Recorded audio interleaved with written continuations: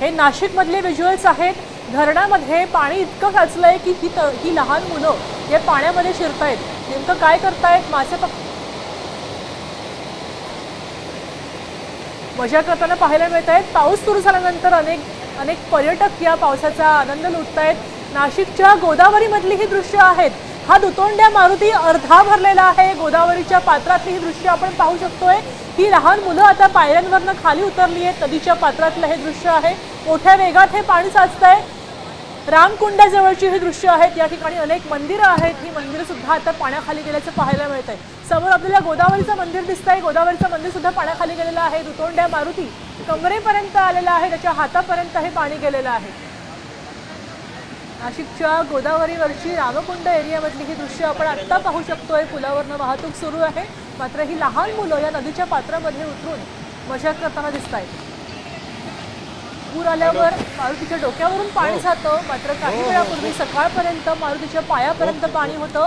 केवळ अर्ध्या दिवसामध्ये पाणी त्याच्या कमरेपर्यंत आलेलं आहे। दरम्यान आपले प्रतिनिधी अभिजित सोनावणे आपल्यासोबत जोडले गेलेले आहेत। अभिजित, आत्ताची काय परिस्थिती आहे? प्रशासनानं कोणते आदेश दिलेले आहेत का? कोणती काळजी घ्यायला सांगितली आहे का? यंदाच्या हंगामातील पहिला पूर गोदावरीला आलेला आहे। आज सकाळपासून ज्या पद्धतीने मुसळधार पाऊस कोसळत होता, त्यामुळे गोदावरीच्या पाणी पातळीत वाढ झालेली आहे। अगदी गेल्या अनेक वर्षांपासून गोदावरीच्या पुराचं मोजमाप ज्या दुतोंड्या मारुतीच्या कुठपर्यंत पुराचं पाणी आलं यावरून केलं जातं। त्या दुतोंड्या मारुतीच्या कमरेपर्यंत आता गोदावरीच्या पुराचं पाणी पोहोचलेलं आहे। रामकुंड आणि गोदा घाटाचा संपूर्ण परिसर पाण्याखाली गेलेला आहे।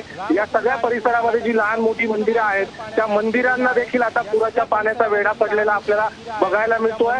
गंगापूर धरणाच्या पाणलोट क्षेत्रात देखील मोठ्या प्रमाणात पाऊस होतोय, त्यामुळे पुढच्या काही वेळामध्ये गरज भासल्यास गंगापूर धरणातून देखील गोदावरी नदी पात्रात मोठ्या प्रमाणात पाण्याचा विसर्ग केला जाण्याची शक्यता आहे। त्यामुळे आता प्रशासनाने सतर्कतेचा इशारा दिलाय। ही आत्ताची दृश्य आपण पाहतोय ती रामकुंड गोदा घाटावरची आहे आणि या ठिकाणी पाण्याचं हे अकराळ विक्राळ स्वरूप आपल्याला बघायला मिळेल। मोठ्या प्रमाणात अभिजित, मला सांगा, या पुरामध्ये, या पूरसदृश नदीमध्ये ही लहान मुलं काय करतायत? त्यांना नेमका कोणता धोका नाहीये का? इथलं प्रशासन त्यांना काही बोलत नाहीये का? ही सगळी मुलं जी आहेत ती याच परिसरातली आहे आणि पोहणारी आहेत आणि या पुराच्या पाण्यामध्ये जे काही मासे पुराच्या पाण्यासोबत वाहून जात आहेत, ते मासे पकडण्याचा प्रयत्न या तरुणांकडून केला जातोय। नक्कीच अभिजित, आपण पाहू शकतोय मोठ्या प्रमाणावर गोदावरीला पूर आलेला आहे। सोमेश्वर धबधबा वाहू लागला तर आणखीन मोठा पूर येण्याची शक्यता आहे।